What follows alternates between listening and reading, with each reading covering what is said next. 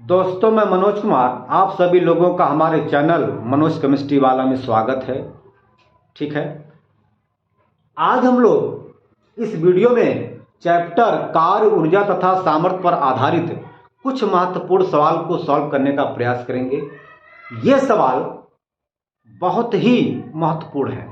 ठीक है ना। सवाल को सॉल्व करने से पहले सवाल को सबसे पहले पढ़ा जाता है, एक बार, दो बार, तीन बार। जब तक सवाल समझ में नहीं आएगा कि सवाल में क्या क्या दिया है, सवाल में हमसे क्या पूछा जा रहा है, तब तक हम लोग सवाल को अच्छे ढंग से सॉल्व नहीं कर सकते। तो सवाल को सॉल्व करने के लिए सबसे पहले सवाल को समझिए, सवाल को पढ़िए और ये देखिए कि उस सवाल में क्या क्या दिया है और हमसे क्या पूछा जा रहा है। ओके, आइए देखा जाए। जैसे आपका ये पहला सवाल यहाँ पर दिया गया है, कह रहा है कि 40 किलोग्राम द्रव्यमान की एक वस्तु को पृथ्वी से 5 मीटर की ऊंचाई तक उठाया जाता है। ओके, इसकी स्थितिज ऊर्जा ज्ञात कीजिए। आइए हम लोग इसे फिगर से समझने का प्रयास करते हैं, सॉल्व करने का प्रयास करते हैं। मान लीजिए यह पृथ्वी है, ठीक है ना, यह पृथ्वी है, जमीन है, और इस पृथ्वी पर प्रारंभ में 40 किलोग्राम वाली वस्तु रखी गई थी। 40 किलोग्राम। अच्छा, अब हमें इस वस्तु को पृथ्वी से 5 मीटर की ऊंचाई तक ले जाना है। चलिए भैया, अब हम इस वस्तु को पृथ्वी से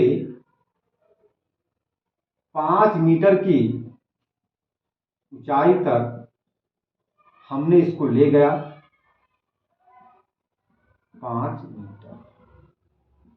तो जब हमने वस्तु को पृथ्वी से 5 मीटर की ऊंचाई पर हमने ले गया, तो उस समय यहां पर इस वस्तु की स्थितिज ऊर्जा क्या होगी, यही हमें निकालना है।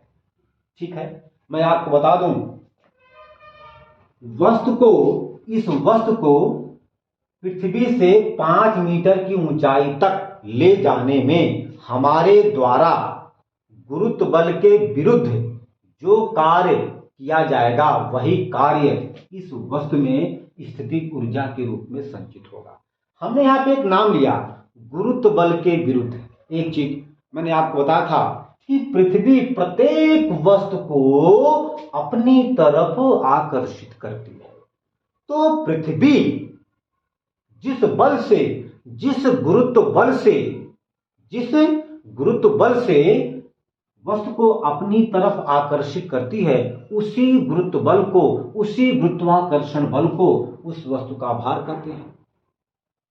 दूसरी चीज, पृथ्वी जिस बल से किसी भी वस्तु को अपनी तरफ आकर्षित करती है, उसी बल को कहा जाता है क्या? गुरुत्वाकर्षण बल अथवा गुरुत्व बल। देखिए, यदि मैं बात करूं तो इस वस्तु को 40 किलोग्राम वाली वस्तु को पृथ्वी F बराबर mg बल से अपनी तरफ खींचेगी। माने पृथ्वी इस वस्तु को F बराबर mg बल से अपनी तरफ खींचेगी। आइए हम लोग यहाँ पर बल का मान निकालते हैं। तो m का मान दिया गया 40 और g का मान यहाँ पर दिया गया है 10। ये अच्छा, ये है क्या? बल बराबर यहाँ पर है mg, तो m जो है वस्तु का द्रव्यमान है, g जो है गुरुत्वीय त्वरण है। ओके, तो द्रव्यमान और गुरुत्वीय त्वरण के गुणनफल को गुरुत्वाकर्षण बल अथवा गुरुत्व बल कहते हैं, और यही वास्तव में इस वस्तु का भार भी है, W। क्यों? क्योंकि हम लोग जानते हैं कि पृथ्वी किसी भी वस्तु को जितने गुरुत्व बल से अपनी तरफ आकर्षित करती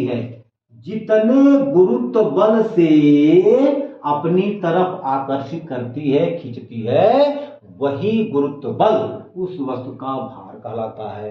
तो यही mg भार भी है और यही mg गुरुत्वाकर्षण बल भी है, गुरुत्व बल है। चलिए भैया, ये आपका हो जाएगा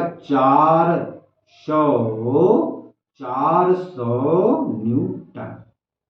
ओके, मैंने आपको बताया था कि भार का मात्रक जो है न्यूटन होता है, तो देखकर। अच्छा, अब देखिए, चूंकि इतना बल पृथ्वी इस वस्तु पर आरोपित करके अपनी तरफ खींच रही है, लेकिन हमें क्या करना है कि इस गुरुत्व बल के विरुद्ध, अपोजिट, इतना बल लगा के हमें इस वस्तु को 5 मीटर की ऊंचाई तक लेके जाना है।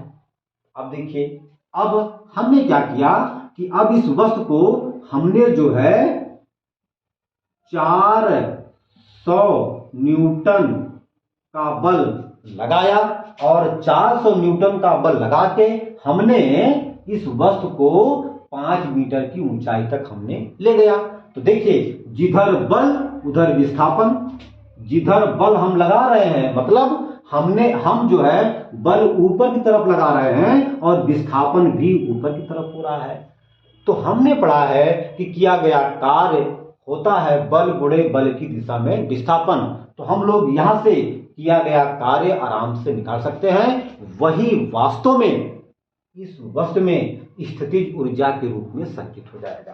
देखा जाए, लिखेंगे वस्तु को गुरुत्व बल के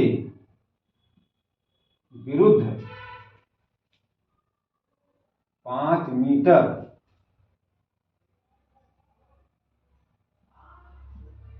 ऊंचाई तक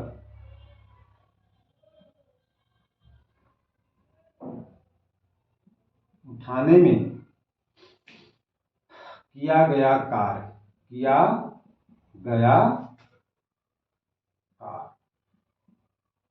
W बराबर बल गुणे बल की दिशा में विस्थापन, विस्थापन यहाँ पे h है, ठीक।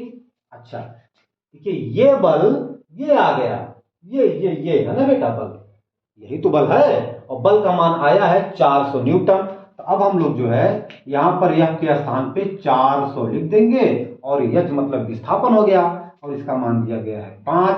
ये आपका आ जाएगा 500 5 चौके 20, इतना जूल। हमने आपको बताया था कि एसआई सिस्टम में, एसआई पद्धति में कार्य का मात्रक जूल होता है।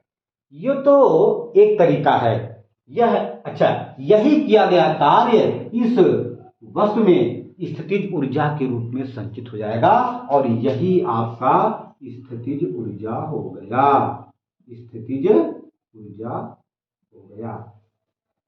यह तो एक तरीका है, स्थितिज ऊर्जा को निकालने का यह एक तरीका है। दूसरा तरीका है डायरेक्ट फार्मूला लगा करके सॉल्व करना। आइए, हम लोग जानते हैं कि स्थितिज ऊर्जा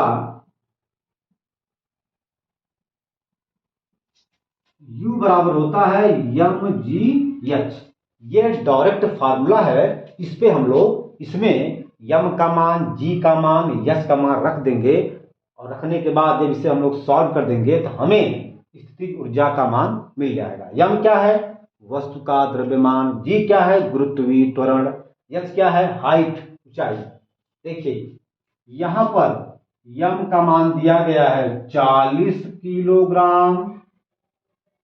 ओके, अच्छा, जी का मान दिया गया है 10 मीटर,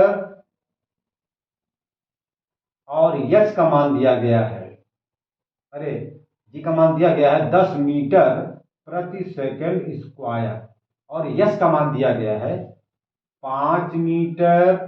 ओके, अब हम यहां से एम जी एच के मान को यहां पर रख के सॉल्व कर देंगे तो हमें यहां से स्थितिज ऊर्जा मिल जाएगा। आइए भैया रखते हैं, एम का मान दिया गया है 40, जी का मान दिया गया है 10, एच का मान दिया गया है 5, ये आपका आ जाएगा 2000 जूल। जूल ऊर्जा का मात्रा क्या होता है? जूल। ये आपका आ गया स्थितिज ऊर्जा। तो ये भी तरीका है, ये भी तरीका है, ये थोड़ा सिंपल है। तो आपकी इच्छा चाहे जैसे भी आप इसको सॉल्व करें, ठीक है।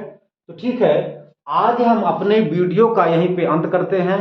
अब हम अगले वीडियो में जो भी मतलब अगले वीडियो में और हम सवाल को सॉल्व करेंगे। धन्यवाद।